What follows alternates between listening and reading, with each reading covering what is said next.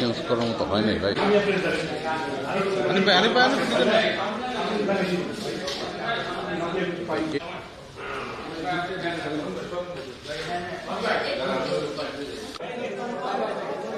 Hello hello hello hello hello hello hello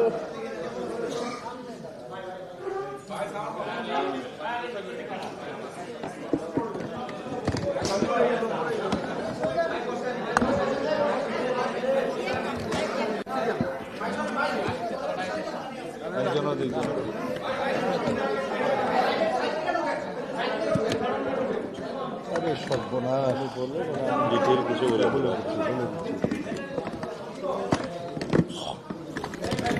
প্রিয় সাংবাদিক বন্ধুগণ,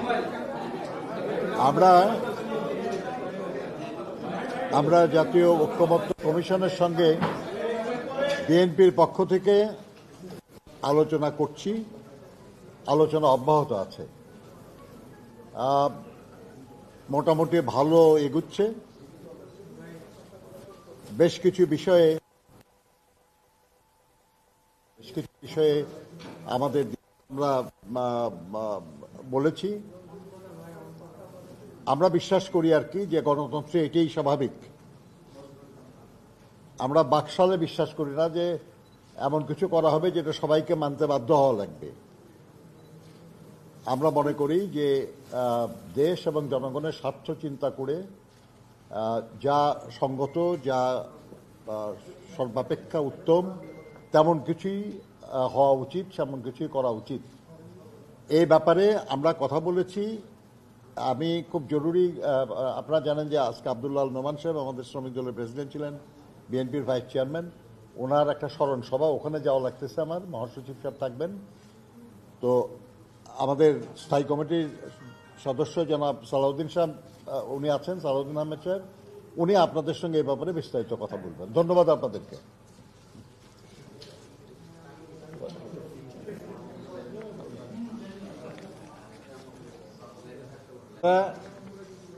নিশ্চয়ই জানেন, গত বৃহস্পতিবার আমরা সারাদিন আলোচনা করে একটা পর্যায়ে পর্যন্ত গিয়েছিলাম।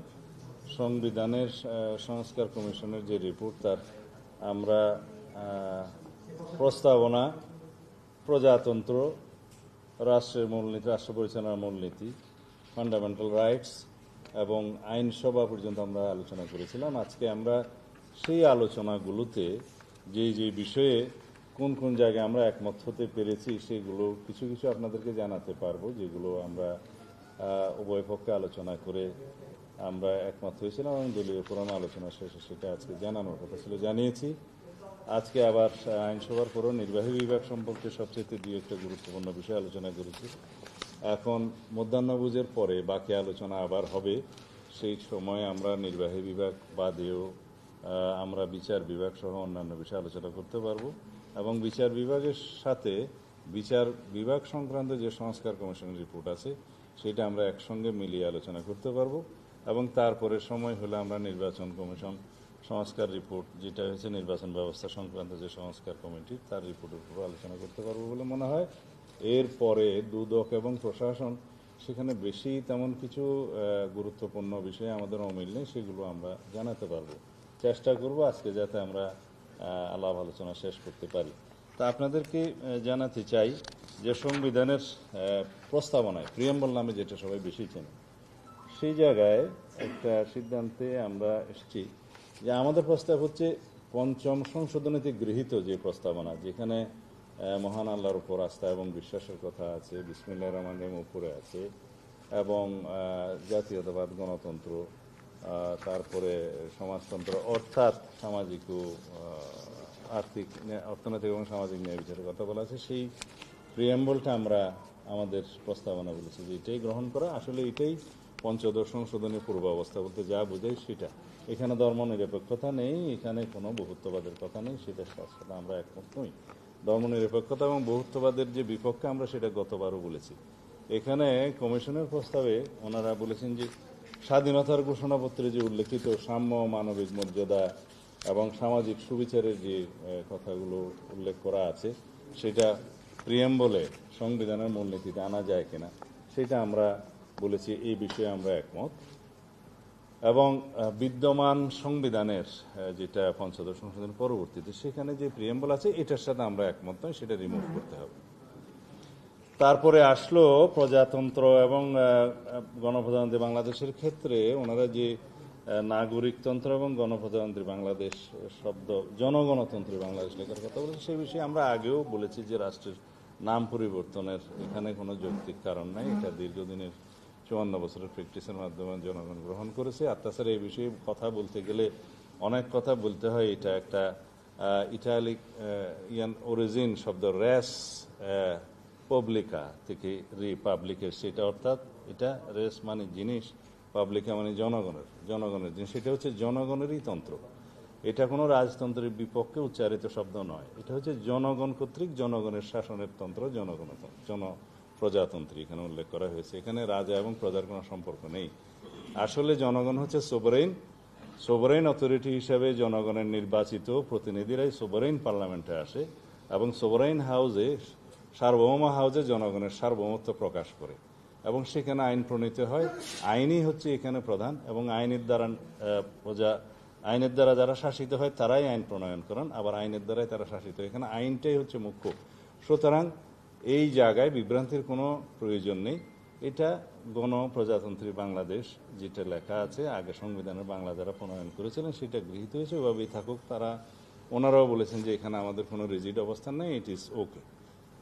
আর এরপরে আমরা রাষ্ট্র পরিচালনার মূলনীতিতে একইভাবে সাম্য, মানবিক মর্যাদা এবং সামাজিক ন্যায় বিচার, এই কথাগুলো ওখানেও আমরা ধারণ করার ক্ষেত্রে একমত হয়েছি। এখানে ওনাদের একটা প্রস্তাব ছিল, যেহেতু ধর্মনিরপেক্ষতা আমরা রহিত করার জন্য ওনাদেরই প্রস্তাব, সেই ক্ষেত্রে ওনারা এটা পরিষ্কারভাবে কিছু জিনিস এখানে অন্তর্ভুক্ত করতে চান। যেমন বাংলাদেশ একটি বহু জাতি গোষ্ঠী, বহুধর্মী, বহুভাষী ও বহু সংস্কৃতির দেশ, যেখানে সকল সম্প্রদায়ের সহ অবস্থান ও যথাযথ মর্যাদা নিশ্চিত করা হবে। এটা উল্লেখ করা যায় কিনা সেটাতে আমরা একমত হয়েছি যে উল্লেখ করা যায়, যদি তাতে অসুবিধা না হয় আর কি। আর বহুত্ববাদের কথা তো আগেই বলেছি, সেটা আমরা বিপক্ষে। এখন অন্যান্য বিষয় যেগুলো আপনারা জানতে চাইতে পারেন সেই বিষয়গুলো আমরা যেখানে এক জায়গায় এসছি, যেমন মৌলিক অধিকার এবং স্বাধীনতা নামে যে চ্যাপ্টারটা ওনারা ইনক্লুড করতে চেয়েছিলেন, আমরা আমাদের প্রস্তাবে বলেছি যে মৌলিক অধিকার শুরু হচ্ছে 26 অনুচ্ছেদ থেকে শুরু করে 47 অনুচ্ছেদ পর্যন্ত আর কি। সেই অনুচ্ছেদগুলোতে যে সমস্ত জায়গায় সংশোধনী এবং সংযোজন প্রয়োজন হয়, যে সমস্ত ক্ষেত্রে আমরা বিভিন্ন বিষয়ে একমত এবং নীতিগতভাবে একমত হয়েছি, সেগুলো ইনক্লুশন করে ওনারা আমাদেরকে ড্রাফট আকারে দিলে সেটা আমরা দেখে আমাদের বিবেচনাগুলো বলবো। যেমন একটা বিষয় বলি, ইন্টারনেটকে মৌলিক অধিকারের অন্তর্ভুক্ত করার জন্য আমরাও একমত এবং অনেক পক্ষ থেকে একমত করা হয়েছে। যে এখানে একটা জিনিস আপনাদেরকে বলে রাখি, রাষ্ট্র পরিচালনার মূলনীতি একটা বিষয়, কিন্তু রাষ্ট্র পরিচালনার মূলনীতি শুরু হচ্ছে আর্টিকেল 8 থেকে এই আর্টিকেল 25 পর্যন্ত, আর মৌলিক অধিকার ফান্ডামেন্টাল রাইটস স্টার্ট হচ্ছে 26 থেকে 47 পর্যন্ত। এবং এই মৌলিক অধিকারের মধ্যে যে সমস্ত বিষয় উল্লেখ থাকে, এটা কিন্তু এনশিওর করতে হয় রাষ্ট্রকে। Civil and political right must be ensured by the state, এটা হচ্ছে প্রিন্সিপাল। তো এইখানে মৌলিক অধিকারের ক্ষেত্র বেশি করে বাড়ানো মানে হচ্ছে রাষ্ট্রের এফিসিয়েন্সি এবং অর্থনৈতিক সক্ষমতার উপরে একটা নির্ভরশীলতা আসবে, কিন্তু রাষ্ট্রকে সেইটার গুড গভর্নেন্সের জন্য রাষ্ট্রের উপরে ছেড়ে দিতে হয়। সেই জন্য কিছু বিষয় থাকবে রাষ্ট্র পরিচালনার মূলনীতিতে, বাট এনফোর্সেবল করার জন্য সেটা থাকবে কিছু বিষয় মৌলিক অধিকারের অধ্যায়ে রাষ্ট্রকে যেখানে এনশিওর করতে হবে all civil and political rights. সেই জন্য আমরা বলছি এখানে অনেকগুলো জিনিস অন্তর্ভুক্ত না করে যে সমস্ত বিষয়গুলো রাষ্ট্র এনশিওর করতে পারবে রাষ্ট্রের সক্ষমতা অনুসারে, সেগুলোকে আনাই হচ্ছে বাস্তবায়ন। সেই বিষয়ে ওনারা একমত হয়েছেন এবং সেটা ড্রাফট আকার ওনারা আমাদেরকে দেবেন। এইটাতে একটা অগ্রগতি আছে। তারপরে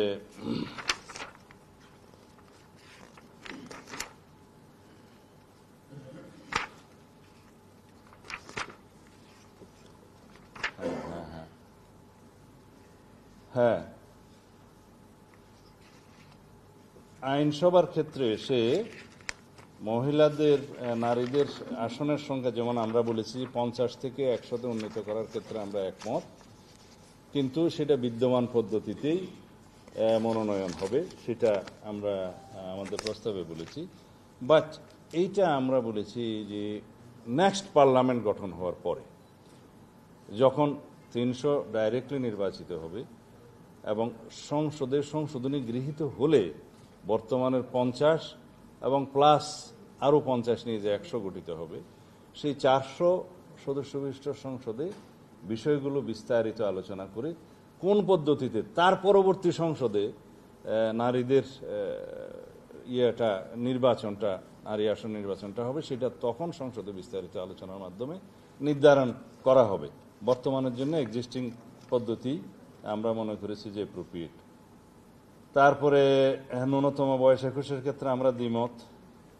আর প্রাইম মিনিস্টারের ক্ষমতা চেক অ্যান্ড ব্যালেন্স করার জন্য যেটা আর্টিকেল 70-র কথা বলা আছে এবং সংসদের সদস্যদের স্বাধীনতা বাড়ানোর জন্য যে কথাগুলো বলা আছে, এটা বিগত দিনে আমরা আলাপ করেছি। আজকে যদি আবার করে তাহলে আলাপ দীর্ঘ হয়ে যাবে। যে আর্টিকেল 70-তে সংসদ সদস্যদের ক্ষেত্রে আমরা শুনেছি আস্থা বিল এবং অর্থ বিলের ক্ষেত্রে প্রায় সবাই একমত, কিন্তু রাষ্ট্র পরিচালনার সুবিধার্থে এবং সরকারের স্থায়িত্ব নিশ্চিত করার স্বার্থে আমরা 4টা বিষয় উল্লেখ করেছি: অর্থ বিল, সংবিধান সংশোধনী বিল, আস্থা ভোট এবং রাষ্ট্রীয় নিরাপত্তার প্রশ্ন। এই 4টা বিষয় বাদে সংসদ সদস্যরা স্বাধীনভাবে তাদের বক্তব্য এবং ভোট প্রদান করতে পারবে, তাতে সংসদ সদস্য পদ বিলুপ্ত হবে না। এখন অন্যান্য স্থায়ী কমিটির বিষয়ে আসছে। স্থায়ী কমিটির চেয়ারম্যান হিসাবে বিরোধী দলীয় সদস্যদের মধ্য থেকে সকলগুলো নিয়োগ করার জন্য যে প্রস্তাব দিয়েছিল, আমরা বলেছি এটা বাস্তবায়ন নয়। এটা সংসদের প্র্যাকটিসের উপর এবং সংসদ সদস্যদের উপরে, সংসদের উপরে ছেড়ে দেওয়া উচিত। তবে আমরা এইভাবে একমত হয়েছি যে কিছু কিছু সংসদীয় কমিটির, স্থায়ী কমিটির চেয়ারম্যান পদে, যেমন পাবলিক আন্ডারটেকিং কমিটি, তার রিলিজ কমিটি বা সরকারি প্রতিষ্ঠান কমিটি, এই জাতীয় কিছু কিছু কমিটি আমরা বিরোধী দলীয় সংসদ সদস্যদের মধ্য থেকে চেয়ারম্যান নির্বাচন করা যায়, এই বিষয়ে আমরা একমত হয়েছি। তবে এই বিষয়ে আরো বিস্তারিত আলোচনার প্রয়োজন হবে। আর এইটা কনস্টিটিউশন আর্টিকেল 76 হচ্ছে সংসদীয় স্থায়ী কমিটিগুলো বিষয়ে বিস্তারিত বলা আছে। এইটার অনুবলে পার্লামেন্টের রুলস অফ প্রসিডিওরে কিছু সংশোধনী আনতে হবে। সেটা পার্লামেন্টের রুলস অফ প্রসিডিওর সংবিধানের কোনো বিষয় নয়, সেটা পার্লামেন্টে আলোচনার মধ্য দিয়ে সেটা অ্যামেন্ডমেন্ট করা যায়, সেটা একটা আইন। তো ওইখানে এটা অ্যাডজাস্ট করা যাবে, তবে এটা নেক্সট পার্লামেন্টের বিবেচ্য বিষয়। তারপরে যদি লিডার অফ দি হাউস এবং প্রাইম মিনিস্টার এবং লিডার অফ দি পার্টি, মানে পার্টি চেয়ারম্যান অথবা পার্টি প্রধানের ক্ষেত্রে যে ওনারা একই ব্যক্তি হতে পারবেন বলে প্রস্তাব দিয়েছে, এখানে আমরা এটা ওপেন রাখতে বলেছি, যেটা অপশনটা পলিটিক্যাল পার্টির এবং মেজরিটি পার্টি অফ দি পার্লামেন্টের অপশনটা রাখা উচিত। কারণ সেই মেজরিটি পার্টি পার্লামেন্টের সংসদীয় দলের নেতা, সেটা অন্য বিষয়, সেটা পার্লামেন্টের ভিতরের বিষয় না।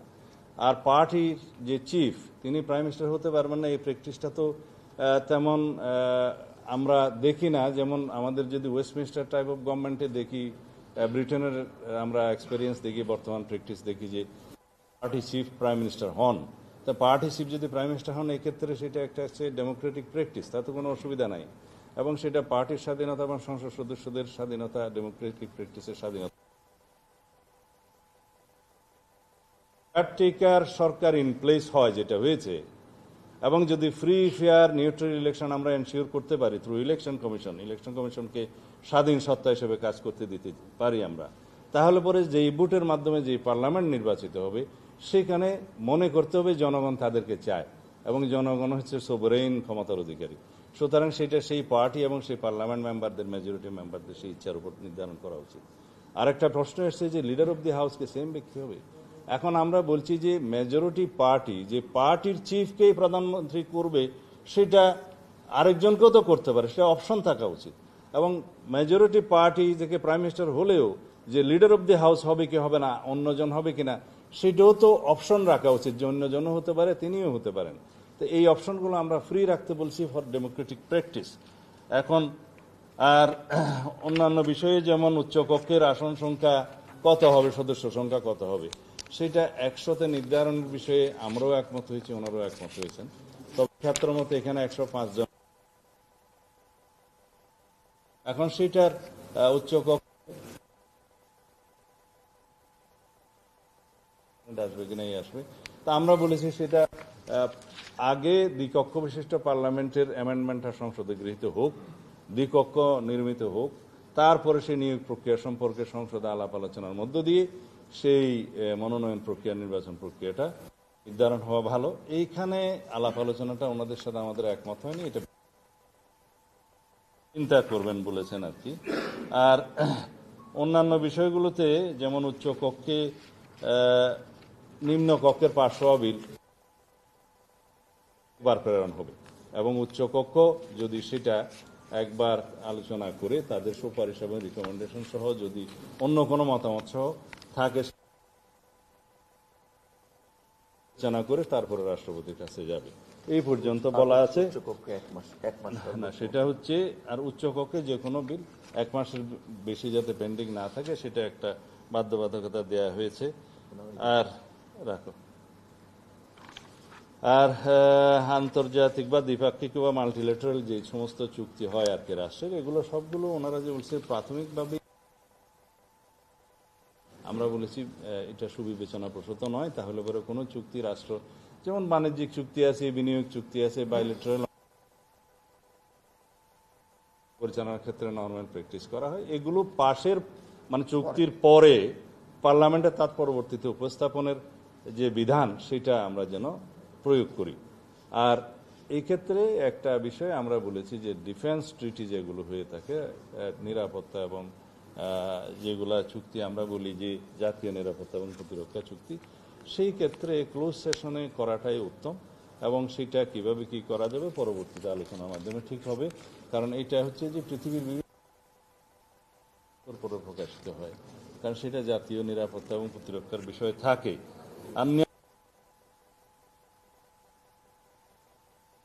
ন্যায়পাল, এটা অম্বুডসম্যান অ্যাক্ট 1980 নামে একটা অ্যাক্ট আছে, সেটা আমাদের পঞ্চম সংশোধনের পরে শহীদ রাষ্ট্রপতি জিয়াউর রহমানের সময়ে সেই আইনটা প্রণয়ন করা হয়েছিল। ইতিমধ্যে পরবর্তীতে একটা কর ন্যায়পাল সৃষ্টি হয়েছিল, যে কর ন্যায়পালটা আবার রিপিল হয়ে গেছে সেই আইনটা। তা আমরা বলেছি অম্বুডসম্যানের ক্ষেত্রে আমরা বিদ্যমান আইনের যথাযথ সংশোধনী করে যোগ করার জন্য আমরা নীতিগতভাবে একমত হয়েছি। আর অন্যান্য বিষয়গুলোতে যে সমস্ত উল্লেখযোগ্য বিষয় আছে সেটা হলে নির্বাহী বিভাগে আসি। নির্বাহী বিভাগে অম্বুডসম্যান দিয়ে আমাদের আইন বিভাগটা মোটামুটি আলোচনা শেষ। নির্বাহী বিভাগের মধ্যে একটা গুরুত্বপূর্ণ আলোচনা, সেটা হচ্ছে যে রাষ্ট্রপতিকে আর্টিকেল 48 দিয়ে শুরু, রাষ্ট্রপতির আর্টিকেল 48 সাবসেকশন 3 পরে একটা নতুন সেকশন আমরা ইনক্লুড করার জন্য আগের থেকে আমাদের প্রস্তাবে ছিল, যেটা বিএনপির পক্ষ থেকে ডিটেইল প্রস্তাব আমরা দিয়েছিলাম। তাতে সেখানে আমরা উল্লেখ করেছি যে একটা নতুন বিধান করা যাবে যে রাষ্ট্রপতিকে কি কি বিষয়ে ক্ষমতায়িত করে আইন প্রণয়ন করা যায় সেই সমস্ত বিষয় এবং নির্ধারিত কিছু বিষয় এবং নিয়োগের বিষয়ে আমরা একমত হয়েছি, যেগুলো নতুন আইন প্রণয়ন করে সংসদে প্রণীত করা যাবে। সেই ক্ষেত্রে চেক অ্যান্ড ব্যালেন্স এবং রাষ্ট্রপতিকে মোর এম্পাওয়ার করা আর কি, সেটা নিশ্চিত করা হবে। তখন এই আর্টিকেল 43 সাবসেকশন 3 পরে যেটা ইনক্লুড করা হবে, এগুলো নির্ধারণ করার জন্য বিস্তারিত আলোচনার প্রয়োজন আছে। বাট নীতিগতভাবে ওনারাও একমত, আমরাও একমত। আর যে বিষয়টা আপনারা খুবই উৎসাহিত আর কি, সবাই জিজ্ঞেস করে, যেটা হলো যে এনসিসির ব্যাপারে কি হলো।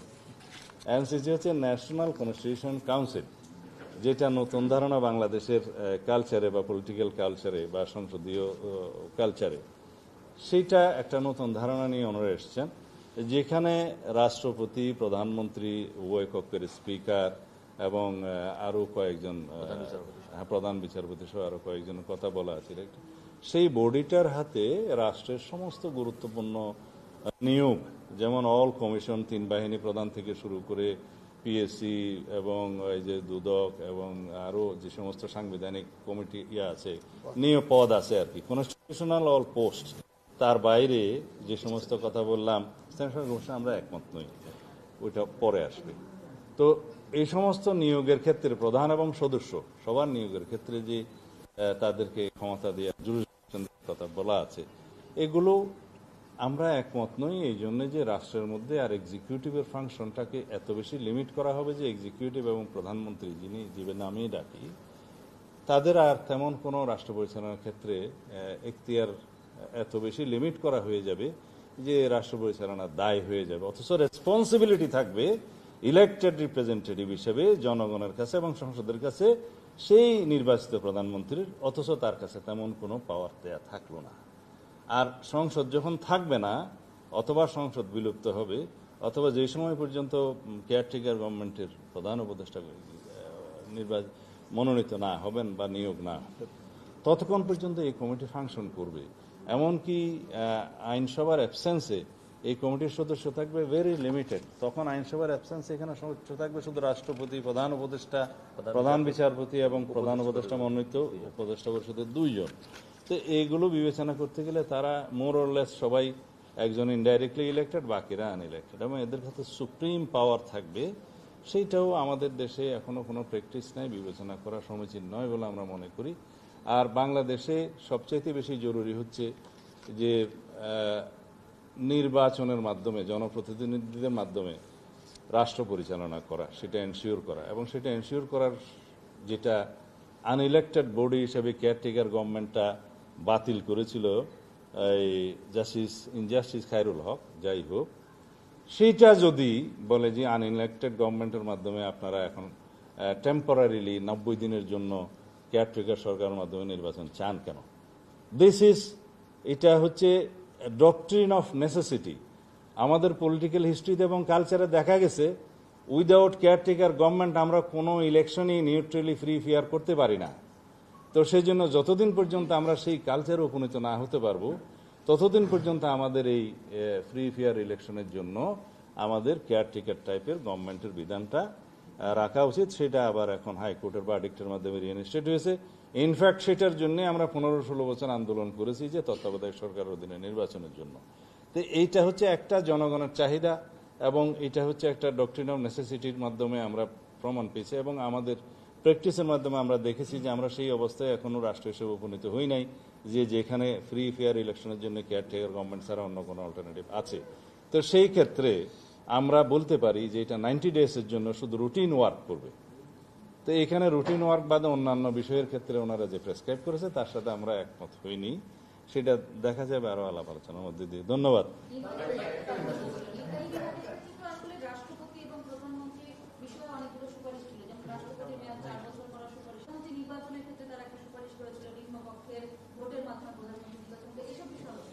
ওই পর্যন্ত এখনো না গেলেও জবাবটা এখন দিতে পারি। আমরা মেয়াদ, রাষ্ট্রপতির মেয়াদও 5 বছর, সংসদের মেয়াদও 5 বছর, সবকিছুর বিষয়ে আমরা 5 বছরের প্র্যাকটিসের মধ্যে থাকতে চাই।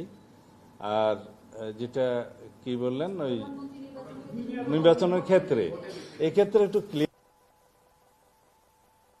হয় না।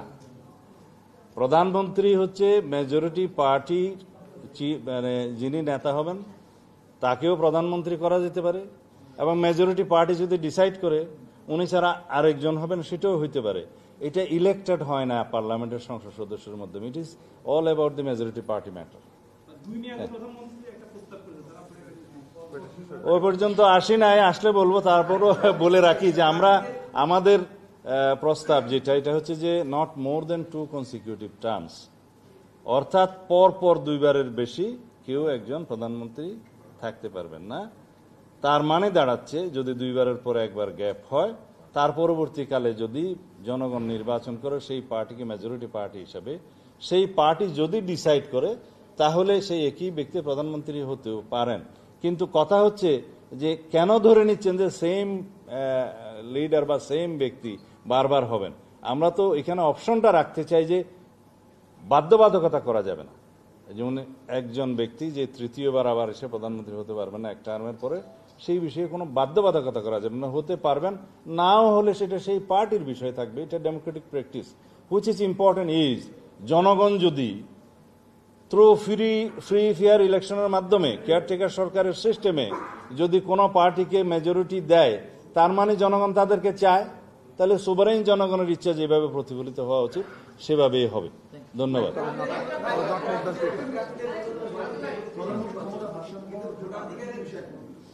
না, সেটা তো আইন প্রণয়নের মাধ্যমে আমরা বলেছি আর্টিকেল 48 এর সাবসেকশন 3 এর পরে আরেকটা সেকশন অ্যাড করা হবে, যে এখানে এনাক্টমেন্টের মাধ্যমে পার্লামেন্টে রাষ্ট্রপতিকে কি কি বিষয়ে ক্ষমতা এবং কি কি নিয়োগের ক্ষেত্রে ক্ষমতা প্রদান করা হবে সেটা আলাদা আইন প্রণয়ন করে দেয়া হবে। সেই প্রভিশনটা ওখানে থাকবে। বিস্তারিত বিষয় কিন্তু সংবিধানে থাকে না, মূল বিষয়টা থাকে, তার ভিত্তিতে আইন প্রণীত হয়।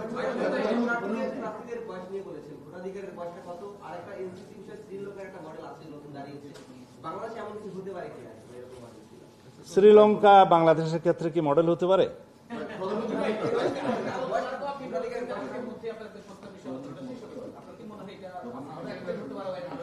আবার